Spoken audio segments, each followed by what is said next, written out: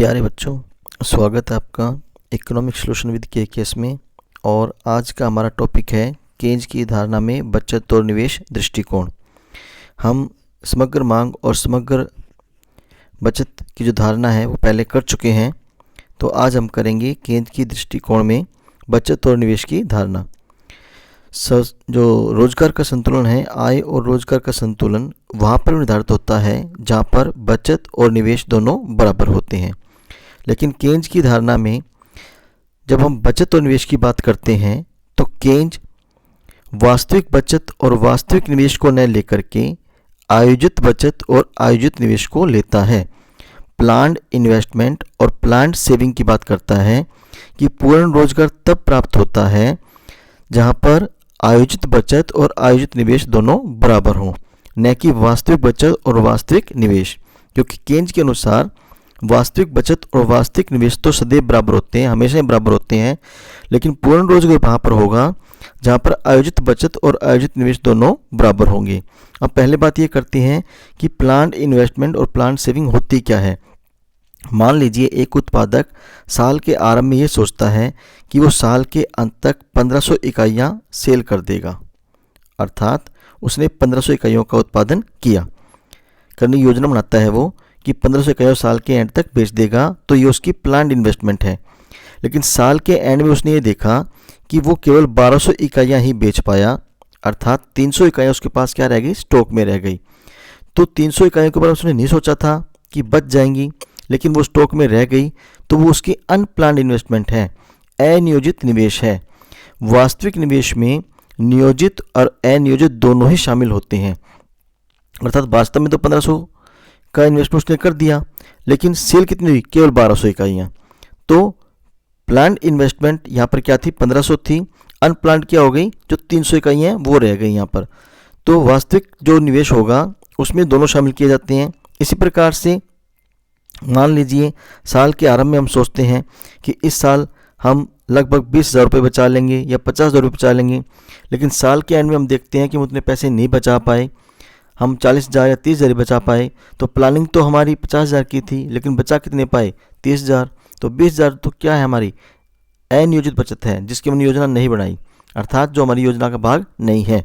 तो वास्तविक बचत और वास्तविक निवेश सदैव बराबर होते हैं, लेकिन पूर्ण रोजगार तब होता है जब नियोजित बचत और नियोजित निवेश बराबर हो। अर्थात जितना इन्वेस्टमेंट की प्लानिंग की जाए, अगर वो सारे का सारा बिक जाए तो समग्र मांग समग्र पूर्ति क्या हो जाएंगे, बराबर हो जाएंगे और पूर्ण रोजगार की स्थापना हो जाएगी।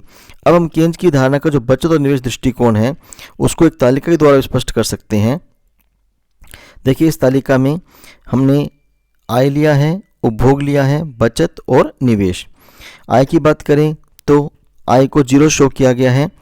जब आय 0 होती है तो उपभोग का कुछ ना कुछ स्तर जरूर रहता है, क्योंकि आय शून्य होने पर भी हम कुछ ना कुछ उपभोग जरूर करते हैं। चाहे हम पुरानी बचत प्रयोग करें, भीख मांग कर खाएं, कुछ ना कुछ जरूर खाएंगे। तो यहाँ पर बचत क्या है, नेगेटिव है।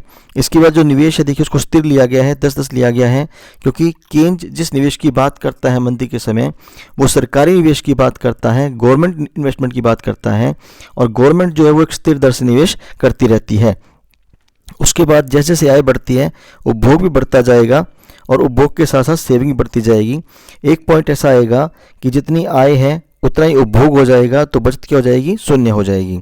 उसके बाद आय बढ़ने पर जो उपभोग है वो भी बढ़ता जाएगा, लेकिन उपभोग में उतनी वृद्धि नहीं होगी जितनी कि आय में होगी। तो जहाँ पर ये दोनों बराबर होते हैं, बचत और निवेश, उस अवस्था को हम क्या कहते हैं, संतुलन की स्थिति कहते हैं। वह स्थिति जो है वो 40 की है। देखिए,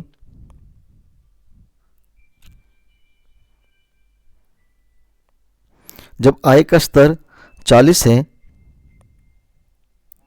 तो बचत और निवेश दोनों क्या हैं, बराबर हैं।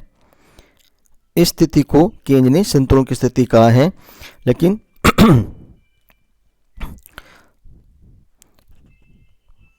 इस स्थिति में क्या होगा, संतुलन स्थापित हो जाएगा। इसके बाद इसी को हम चित्र के द्वारा दिखा सकते हैं। देखिए, आई इन्वेस्टमेंट वक्र है जो कि ओ एक्सिस के समानांतर है, स्थिर है, अर्थात सरकारी निवेश को लिया गया है। जो बचत वक्र है हमारा, वो नेगेटिव से स्टार्ट होकर पॉजिटिव की ओर जा रहा है और इंक्रीजिंग है। जैसे आय बढ़ेगी बचत बढ़ती जाएगी। संतुलन कहाँ होगा? जहाँ पर बचत और निवेश दोनों बराबर होते हैं। अगर इसमें कोई असंतुलन होता है तो किस प्रकार से संतुलन में दोबारा स्थापना होगी, उसको हम इस प्रकार से दिखा सकते हैं। मान लीजिए एक समय अवधि ऐसी है जिसमें बचत ज़्यादा हो निवेश से। अगर बचत ज़्यादा होगी निवेश से तो इसका मतलब ये है कि उत्पादक ने जितना उत्पादन किया वो सारा सेल नहीं हुआ, उसमें कुछ स्टॉक में रह गया। अर्थात अगले साल जो उत्पादक होगा उसकी प्लानिंग होगी कि वो उत्पादन कम करे। जब वो उत्पादन कम करेगा तो उत्पादन कम करने का निवेश कम होगा, निवेश से आय कम होगी और आय से बचत कम होगी, और बचत तब तक कम होती रहेगी जब तक कि बचत और निवेश दोनों बराबर नहीं हो जाते। इसी प्रकार से अगर किसी समय अवधि में बचत कम हो निवेश से तो इसका मतलब ये है कि उत्पादक ने जितना उत्पादन किया वो सारा सेल हो गया, और उसके अलावा भी मांग क्या है? ज़्यादा है। क्रेताओं की मांग क्या रही? ज़्यादा रही। तो अगले साल जो उत्पादक है उसकी प्लानिंग यह रहेगी कि वो उत्पादन को बढ़ाए। उत्पादन को बढ़ाने के लिए क्या करेगा? निवेश करेगा। निवेश से आय बढ़ेगी और आय से बचत बढ़ेगी, और बचत तब तक बढ़ती रहेगी जब तक कि बचत और निवेश दोनों पुनः बराबर नहीं हो जाते। इसी स्थिति को हम दोनों जो हमारे डायग्राम हैं उनको एक साथ भी दिखा सकते हैं। देखिए, अगर बचत ज़्यादा है निवेश से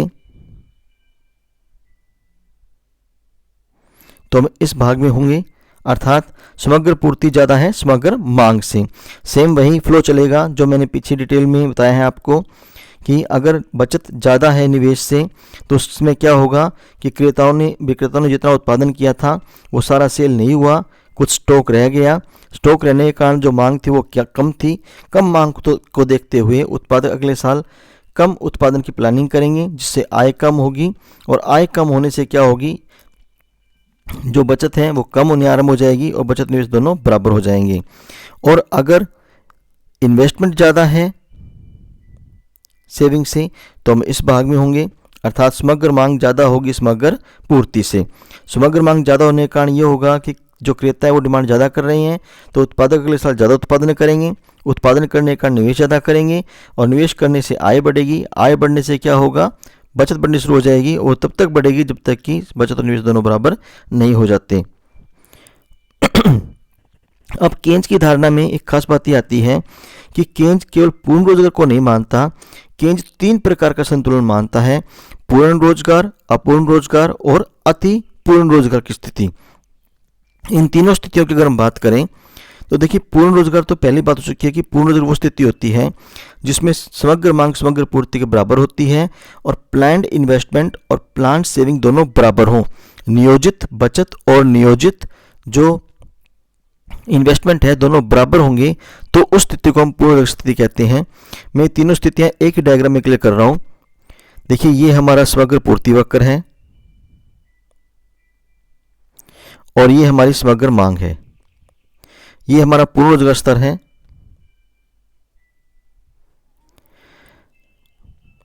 जहां पर नियोजित बचत और नियोजित निवेश दोनों क्या है? बराबर हैं।